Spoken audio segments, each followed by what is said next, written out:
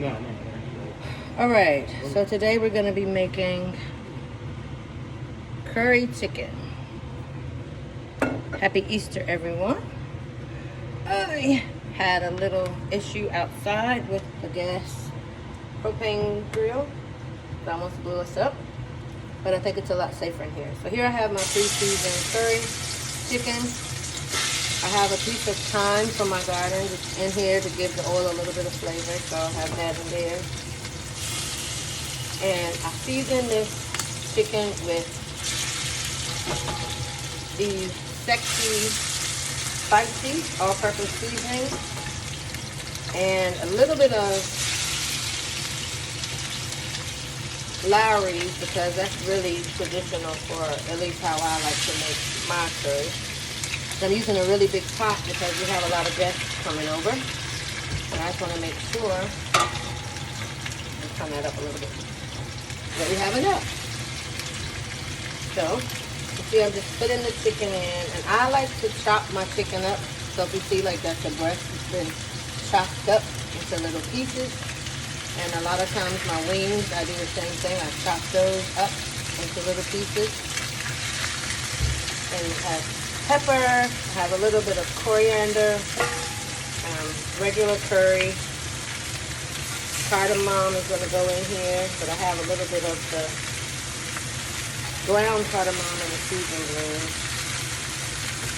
And I'm just going to dump the rest. Alright, so I'm going to leave this for a little bit to just simmer and cook. Then the next major ingredient that I'm going to put in with the chicken is a nice fresh ginger and garlic paste that I created myself. And I'm going to pretty much pour the whole thing in here. So it's about a half of a stalk of a root of ginger, and it's about 5 cloves of garlic. So I'm going to go ahead and put this in here to help season the chicken. And I just want to get it everywhere on top, throughout the chicken.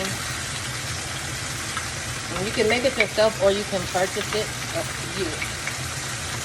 I like everything fresh, so a little bit goes a very long way.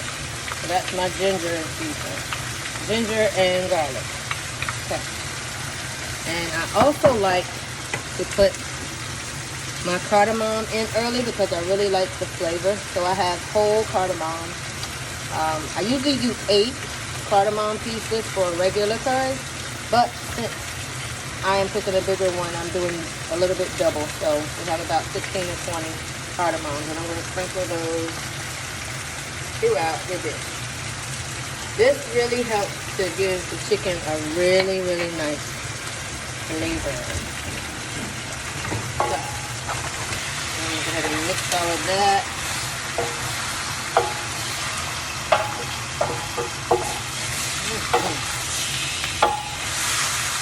Starting to smell really good. I'm going to let this go for a while. The garlic smell is starting to really come out. And we're going to leave that. When my chicken gets to a point where it's about halfway cooked, that's when I like to bring in my veggies. So I cut up about 6 green peppers and about 3 full white onions. Sweet onions work better for this dish. Once my chicken gets a little bit further, I'm going to just pour this in and I'm going to add the remainder of my spices. And that's really going to be the core of the dish. And this is the curry chicken. So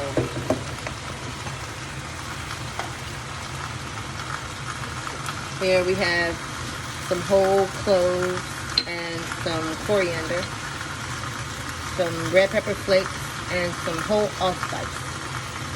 So this is going to just give it a little bit more seasoning. Now wait until the end for salt, because if there's not enough salt, then I like to add regular kosher salt or sea salt.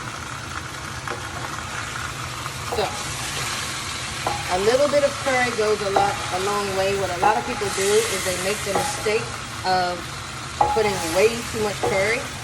So for this amount, I would say you probably should use about maybe two tablespoons of curry.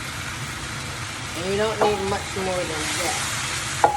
But all of the flavor from the cardamom, from the ginger, from the garlic, and from the curry spices are now just absorbing in the chicken. And it smells really good, and that's how I check my pot a lot of times. Is I just like to taste the pot. So like when I start looking to see if it's time, and I start seeing a half done chicken, for example, like this, it's like half done on one side and the other side is kind of raw. You don't want your chicken to be hard and coarse, so that's when it's about time to start adding your bacon. So, now, I'm going to add my bacon. And I have a little bit of, about 3 stalks of celery in here as well.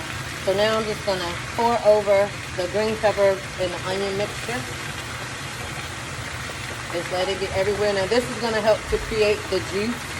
So I usually like to do this without having any help, without any broth or anything like that. So we're going to put that on top.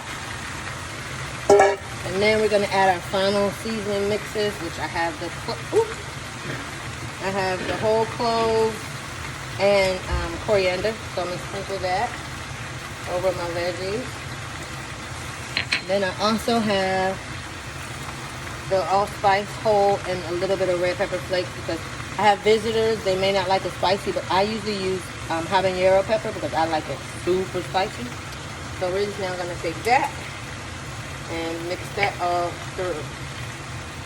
And now that we've done that, we're going to now start to mix everything together. And then once you get this step, then you just let it cook. The juices will make the juices on their own. And if you want to get this recipe for my curry chicken, please go like my Facebook page, The Singing Sexy Chef, or you can go to my website, www.feedblue.com, and then you can click on the Singing Sexy Chef. Or you can even subscribe to my YouTube channel, which is The Singing Sexy Chef. Please stay tuned for the recipe and for the final pictures of my curry chicken. Thanks for watching. Remember that a woman with a nasty kitchen cannot be trusted. And happy Easter, everybody.